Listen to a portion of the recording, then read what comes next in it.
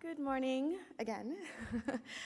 Thank you for joining us. Today is our opening day, and we are thrilled to have Telefilm Canada join us again this year.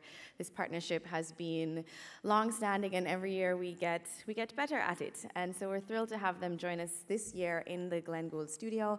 And I'd like to invite to the stage Carole Brabant, the Executive Director of Telefilm Canada, to welcome you.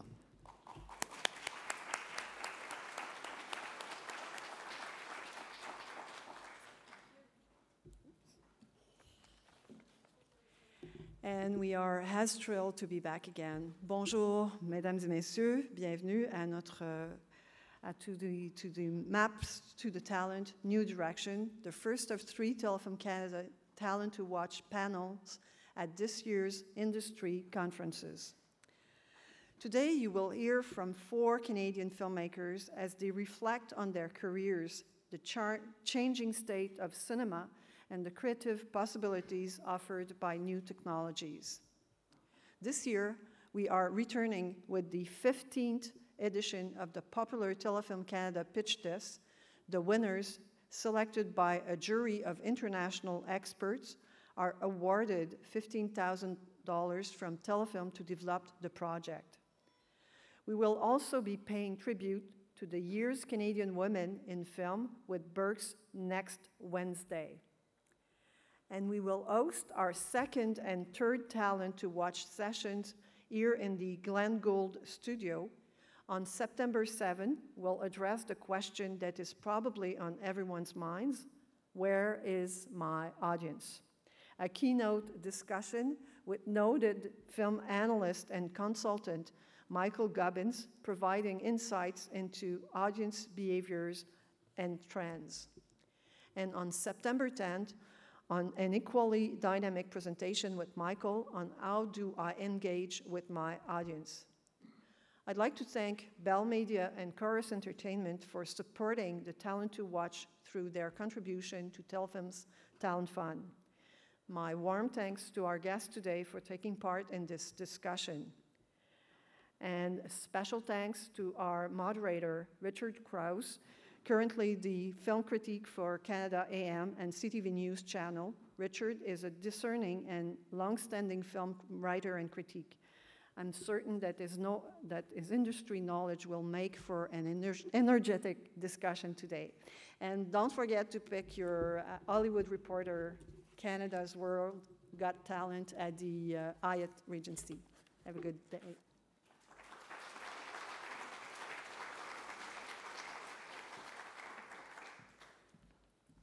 Hey everybody, thank you for coming out. We have some very special guests today. Mathieu Denis directed the short films Silent Remains and Code 13, the latter of which premiered at the Toronto International Film Festival. He wrote and co-directed the feature film Laurenti, and Corbeau is his solo feature debut. Please help me welcome him as we have a look at the film.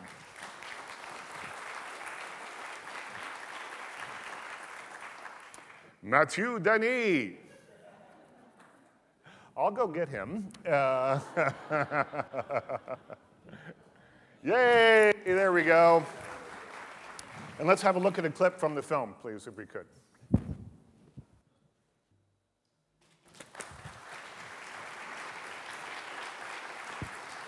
That was just a teaser.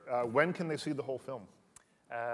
There's a screening Saturday, tomorrow. So tomorrow. Yeah, at 9, and there's another one, not the Sunday, but the other Sunday, right, so 14th. Yeah, the 14th. And in the afternoon. I don't remember the exact time. They can look it up. They can look it up. Sure. But Corbeau, I was just congratulating you on how beautiful the movie looks. And part of the thing for me was the attention to detail, and we'll talk about this a little bit later on, but I love the little cigarette tree that's on it used to be, where I grew up anyway, was one of those on every house, everywhere that you went. So and it's actually retractable. You can push it back in.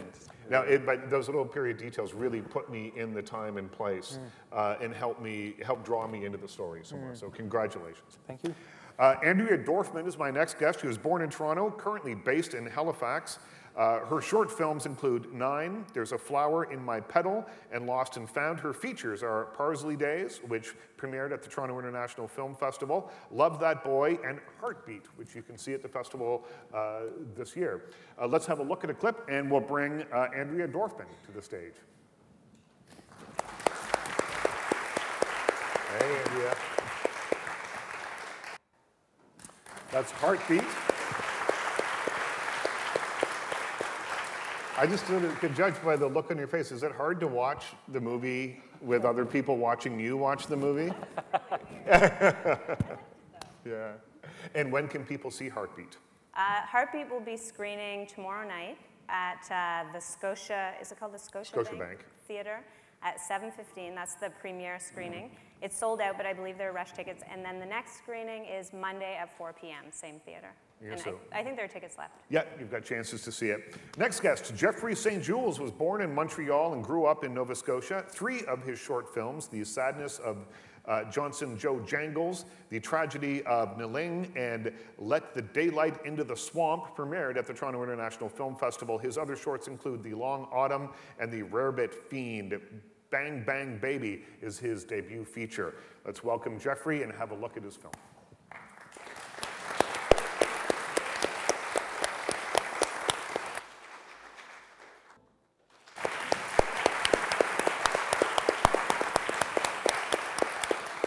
I think there's been a real shortage of sci-fi musicals at the festival in recent years, so thank you for reviving that genre. And thank you for Bobby's Jay Leno hair. The streak is very excellent. Jacob Tierney was born in Montreal. He's been a professional actor since age 6 and appeared in numerous films and television shows before making his directorial debut with the short film Dad. His features include Twist, The Trotsky, and Good Neighbors, all of which premiered at the Toronto International Film Festival. Pregoland is his latest film, which is playing at the festival. Let's bring Jacob out and have a look at Pregoland.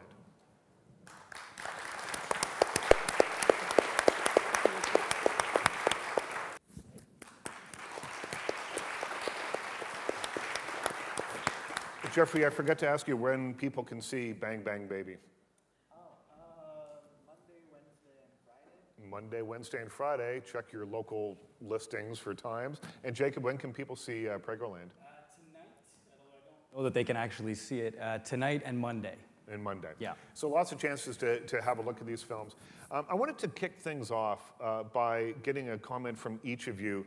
You've all been making films for at least 10 years, in some cases a bit longer. Andrea, you've been making films for a bit longer than that. But at least 10 years, which have been probably the most tumultuous 10 years in filmmaking in recent memory, anyway. So there have been changes in technology, there have been changes in how films are financed, there's changes in virtually every facet of it. And I wanted to speak to you, each of you, as people that come from different parts of the country making very different kinds of films, how these changes have affected various aspects of your work. So, Matt, you're right here, so let's start with you. Why not? Matt, you.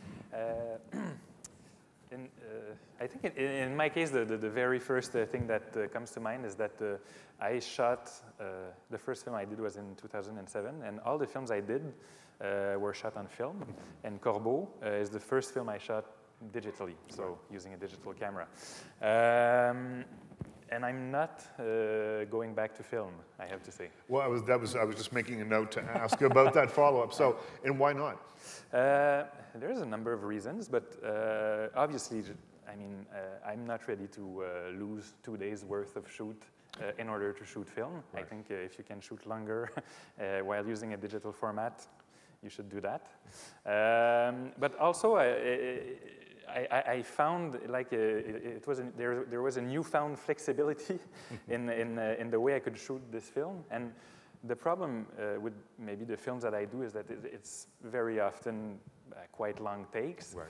And like a film reel is 11 minutes. And if you shoot a take that's 6 minutes long, then the next take you actually have to remove the reel, load a new magazine in the camera, and so you waste a huge amount of film and you waste a huge amount of time. So the digital format allowed me much more flexibility, much more time with the actors, which is, I think, the most important thing you have to cherish on a film set, because all too often you're, I don't know, obsessed with these technical details, and what's important is the people in front of the...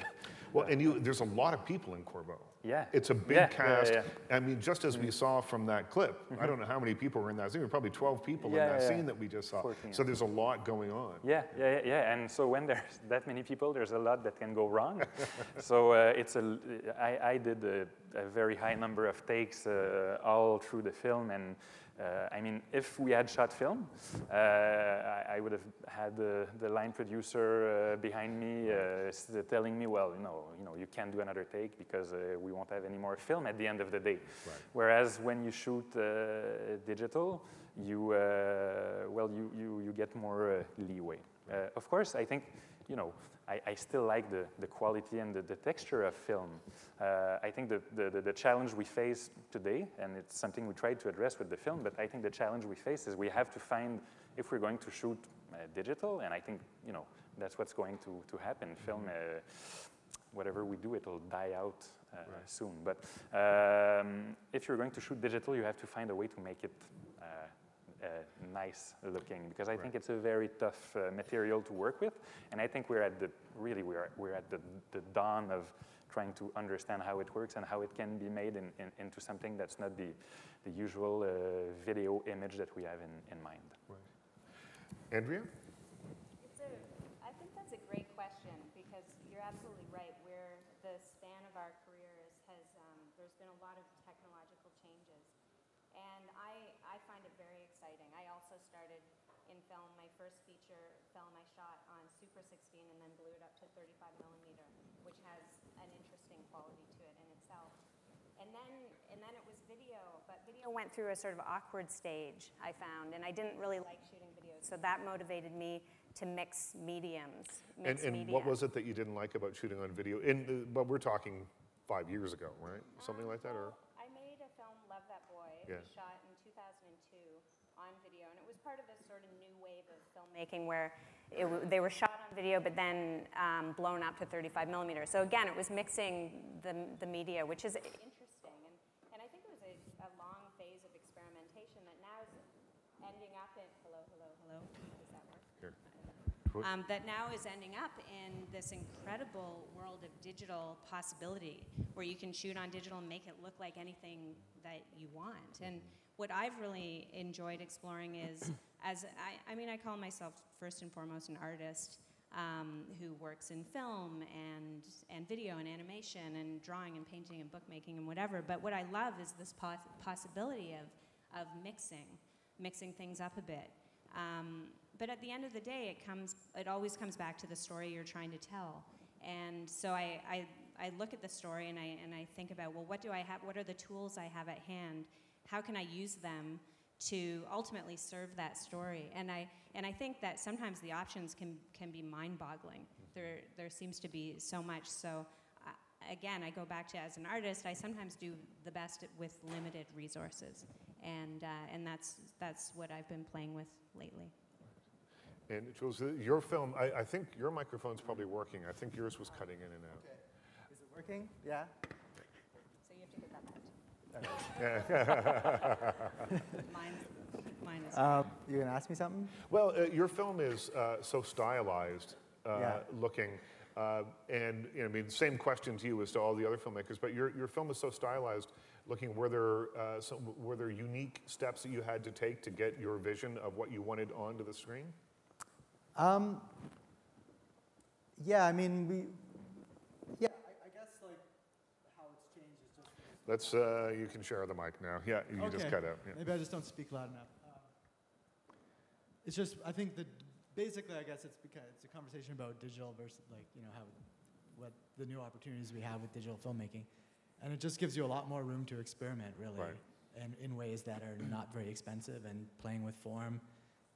And you can try things like, my last short was a 3D documentary where we use paper animation cutouts and floating in 3D space, and it's actually really quite easy to do that. Like, it's not like with the digital media and everything. Is that the film that you shot on video, or the short film that you shot on video, and then photographed all the frames and then reanimated them? I did that for 2 films. So yeah, I did that for one short film, right, and then I did it for a 3D film right, after.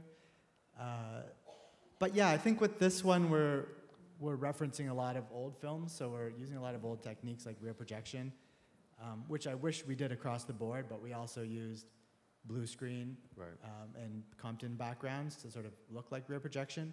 But if we had the foresight, we would have planned it to do all with rear projection, but I wasn't really sure how it would play. Right. Like, I was worried about it looking too much like a video backdrop, but it actually ended up looking amazing, and it's a lot more, I think, inspiring for the actors and everybody to be on set in a real environment than a blue screen environment. Mm-hmm. And I think it just brings out a better spirit and everything. But yeah, I mean, I guess really the changes, like I've been making short films, and really mostly what's changed is, the first ones I shot in film and now I shoot on digital. Right. Well, I mean, but it's not just technology that's changed. I mean, the way things are financed. I mean, there's any number of changes. That's true. Matthew started the digital chain down to the. But there are other things that have changed. But Jacob, what's your take on this? I, like Andrea, I made my first film. Is the mine working? Yeah. Yeah. I made my first film on Super 16 as well. No, you're not. Oh, well, here. Want to share that mic? Thanks. Here. You hang on to that one. Hello. Yes. This is cooler anyway. Yeah, I made my first film on Super 16. We blew it up. My last 2 films we shot on 35, Super 35 actually. And this is the first movie I made on digital. I would go back to film in a heartbeat with great pleasure. I don't. There's almost nothing I like about digital. Really? And why is that? I don't like the sloppiness of it. I don't like the people who are like, yeah, do 12 more takes. I don't like, there's almost nothing about it that appeals. Aesthetically, it doesn't appeal to me. Technologically, there's some things about it that I like, but I don't. Everything we do to finish a movie is to make it look more like film. Insert grain, crush it. Like I don't like, I don't. It just doesn't look like a movie to me. I don't love the way it looks. There's a lot of reasons to do it, and it's gotten a lot better. My last film before this one, I fought hard to do on 35. That was the beginning of people being like, are you serious? You're not going to make this on 35. And me and my cinematographer were very committed to it. But I would say the thing that's changed the most has nothing to do with that. Like between my first film and today, it's exhibition. That's the biggest change. Right. It's not even financing. Financing is just harder, but it's no harder. Probably no harder than it actually used to be. But the way we watch movies, that's to me the difference. When I made my first film was 2003. I used to go to the movies once, twice a week. Yeah. I now go to the movies maybe 10 times a year, maybe 12 times a year. I watch everything else in a different way. I watch it on my computer. I watch it at home. I stream. I do all kinds of different things. But I would say that like my first film was this tiny little $60,000 very depressing gay movie that was released in 32 cities in America. Yeah. That would never happen today. That world doesn't exist anymore. Yeah. And so it was cool to be at the tail end of that era. But yeah, I mean, that's to me the major difference is the way we go see movies is just completely different. But I think, a movie like Twist, which was released in 32 cities across America, could easily find as big an audience though on VOD. It would find a bigger audience on VOD, absolutely. Yeah. There's no way around that. But it wouldn't get that. I feel like we still, I feel like I'm kind of getting over it. But like the prestige of it, you want that. You want your like local reviews, and you want to be on on a screen in a theater. And now when I think about the movies that I love, I haven't seen. I don't watch them in movie theaters anymore, or it's so rare that I see them in movie theaters. I just more often see them in another way. So I don't, and I also feel like exhibitors, especially in this country, they're in a different business than the rest of us. They're in the amusement park business, like we can't compete with their screens for Iron Man 3 or whatever, X-Men. Like we're not in the same, we don't live in the same world.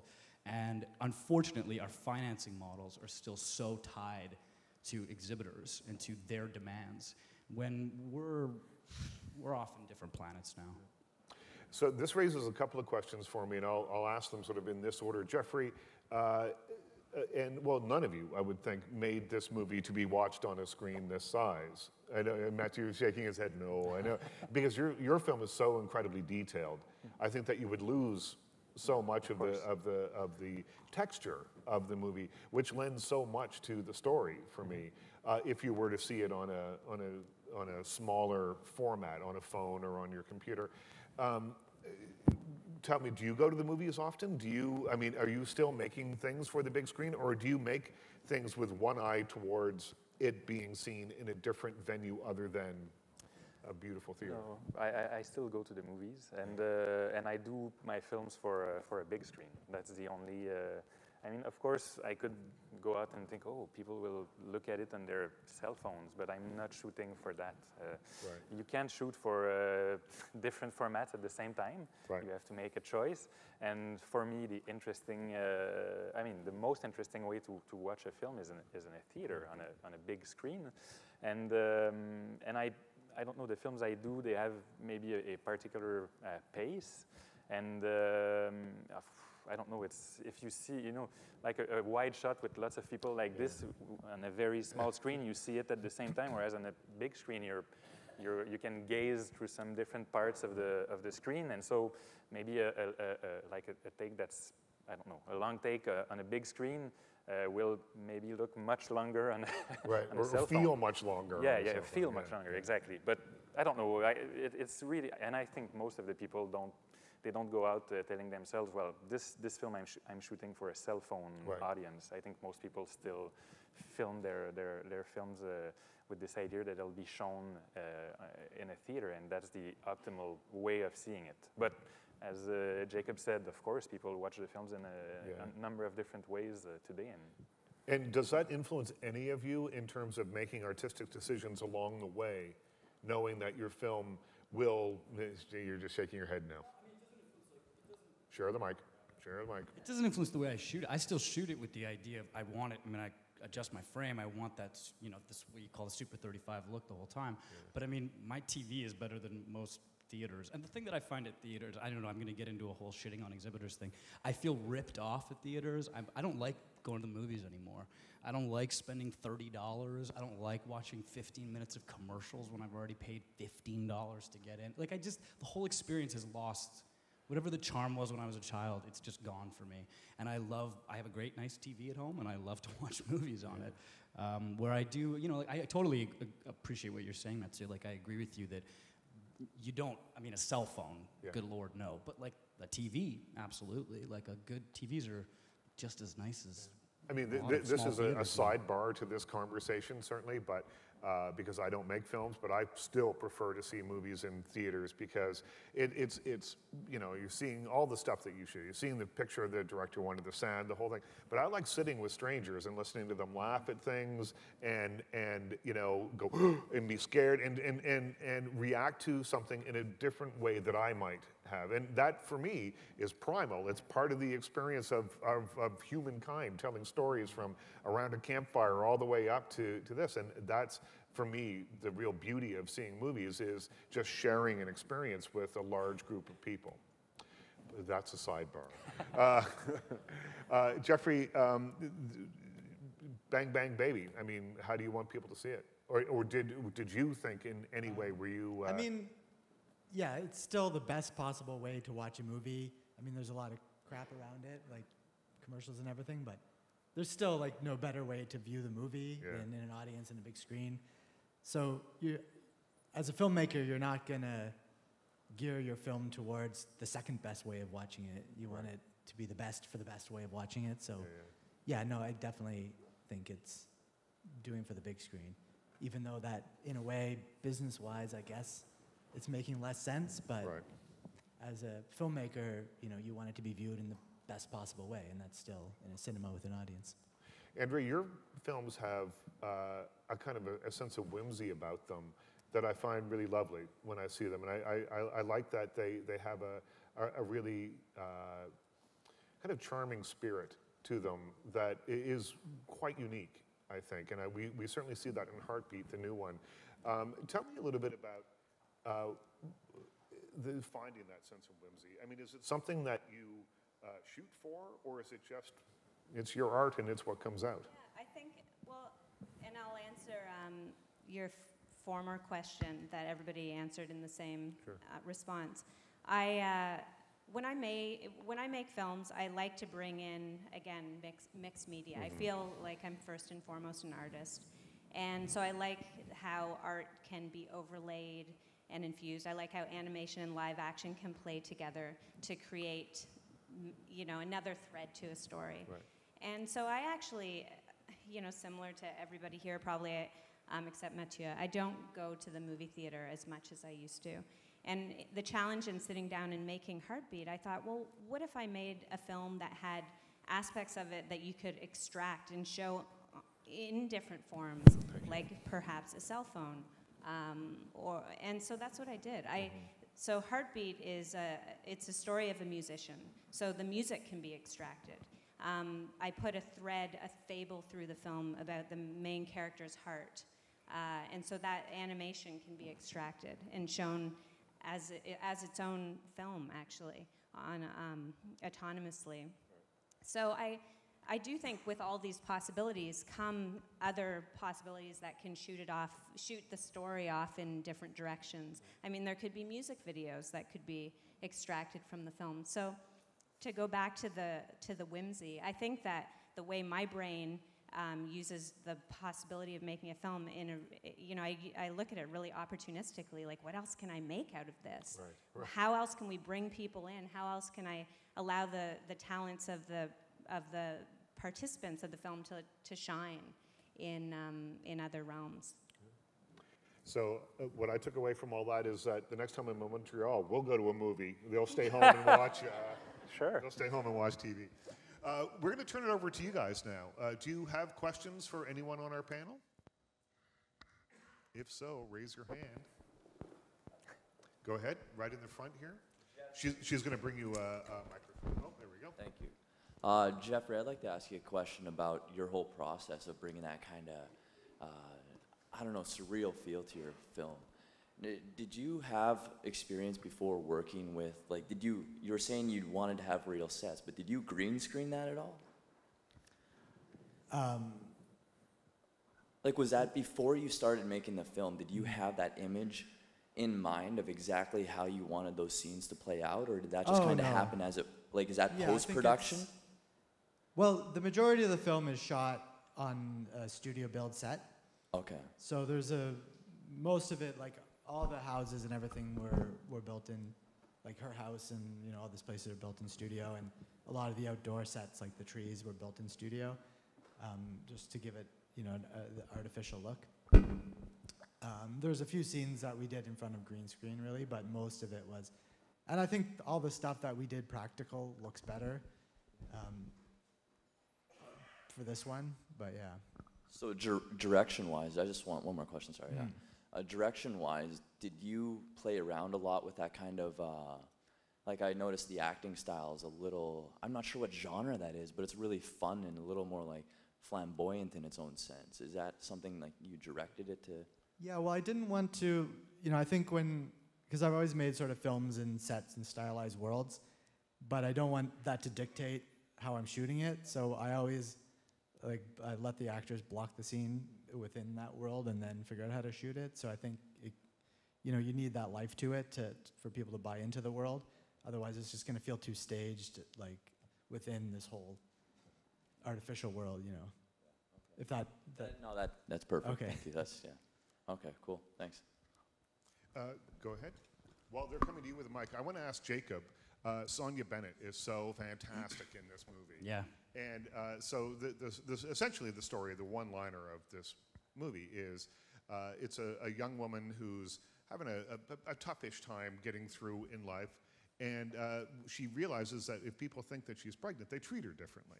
And we saw a little glimmer of that on the bus scene where she kind of does that nod on the thing. Tell me a little bit about casting her, because if you don't like her, if you can't get on side with her, none of the rest of the movie is going to work. Yeah, she came with the deal. You know, she was part of the deal. She wrote the script, and so it wasn't. So she gets to stay. That was not my call. I mean, no, but I mean, part of the reason I did the movie was because I'd worked with Sonia before, and I knew how good she was, and I love her. And I was like, yeah, her voice was so clear in the script, and I loved her script. But yeah, if I hadn't thought that she was an actor capable of pulling that off, because it's a tricky part. She's a profoundly unlikable main character, which I love, but that comes with its own set of difficulties. And yeah, Sonia, I mean, she's great. I have nothing but good stuff to say to her. But the casting was, I was cast as the director in her movie, basically. We had a question. Yeah. So I had a question about, you talked a bit about exhibition and finance being linked together in Canada. Being from the US, I mean, we don't have that. So we have a pretty good DIY network of art house. I actually work at an art house. Exhibitors, and so I was just wondering if you could talk a bit more about how exhibition and finance is linked here and how that hinders you when you're trying to get your film on the big screen. Well, it's not that it specifically hinders you, it's that your distribution deal is tied up in a 90s model of profit participation, in which the idea is that you get all of your profit out of a movie theater when you don't really anymore, that movies don't. Whether they're art house chains or whether they're big chains, it's just not gonna happen. There's a real fear of VOD that happens. I mean, some of my last film, which was basically dumped by the distributor in Canada, but in America, they did a company called Magnolia distributed it, and they did this Prime VOD thing for 3 weeks, and the movie made a ton of money, like an amount of money it would never have made in a theater. And that's only and it's not about the money, it's about eyeballs seeing your film. There's something very democratic to me about the VOD process as opposed to video or even movies, or like just the old video stores that we used to have where there'd be 700 copies of one movie and then like one little copy of this thing, and you're like, am I gonna pick the loser or am I gonna pick one of the big guys? And VOD, you're just looking at a list, right? And you watch a preview, you pick what you wanna watch. I mean, in terms of financing, it's about our distributors here. We're in a situation in this country right now where we're not in a great distributor world, where we have one big giant and then 2 or 3 other people participating, and it's not ideal, I would say, in terms of competitiveness. But those old ideas for distribution in Canada has not quite moved into the contemporary or the future. I think we're still kind of playing catch up here in terms of the way most people take for granted that they see movies in other parts of the world. Sure. We just have time for 1 or 2 more questions. We've got one right here. Yeah. I just have a follow-up question to what this woman back here was asking. Would you then suggest that, like, for an independent film, for an independent producer, it sounds almost like, because the distribution companies are a little bit behind, that we would almost want to do self-distribution for exhibition and then go with the distributor for VOD. I mean, yeah, they won't let you do that though. Huh? They won't let you do that. No distributor will sign on to that kind of agreement. And also, you can't access the right amount of telephone money without a distributor already attached. So that's what I mean by it's all kind of tied up in there's a lot of different boxes you have to check to get if you want to make anything above a micro-budget movie. So you're dealing in a pre-existing model that you just have to fit into right now. There's always talk about changing it, and I think the talk will obviously continue to grow or get louder or whatever, but we're just not there yet. Okay. If you look at Canadian Netflix, for example, there are no Canadian movies on it. It's very weird. We just haven't quite launched ourselves into, I don't know, you can't even call it the future. 2 years ago, I guess. Whenever House of Cards started. We have not been launched into the recent past. We haven't launched into the 2012 yet, but soon. I hear good things about this Barack Obama guy. This is going to be it, so make it a good one. Okay, I'll try. Well, my question is about Corbo, but anyone could answer this if it's more interesting to someone else. When you're approaching a project, Corbo, to me, you're looking at the FLQ and walking toward that. But are you character-driven and personally driven in that story? Or, I haven't seen it yet, but I'm looking forward to it. Or are you concept and historically driven by the themes and the things that were going on with the people at the time? Or is it more specific? But I'd be curious about anyone's film in that way, if that is broad enough. Is this working? In this particular case, it's a good example of what interested me first and foremost was not FLQ. Of course, it's a setting that's really interesting, but what interested me was Jean Corbeau. You know, it's a historic fact-based movie, and the character in itself, the person, I thought was really interesting, and that's what brought me to the subject. You know, at the beginning, I just knew about the story of this 16-year-old kid that had joined the FLQ, and then I started to scratch the surface, and there's this whole very intimate part of the character that appeared to me, like the fact that he's from a half Italian background and half French Québécois, and his political commitment at 16 years old, and the way he approached all of this. So I was not interested in doing just a anecdotal historic piece about FLQ. I thought, you know, it had to be transcended by something that we could relate to today. And I thought Jean's story was touching in a number of ways that were still contemporary. So yeah, I hope it. I think that's all the time we have. That's all the time we have. Thank you all so much for coming. Make sure that you go see, despite what Jacob says, go see all these movies in the theater. And you can catch them all over the next week or so here at the Toronto International Film Festival. Thanks to Telefilm, and thanks to Jacob, Jeffrey, Andrea, and Mathieu.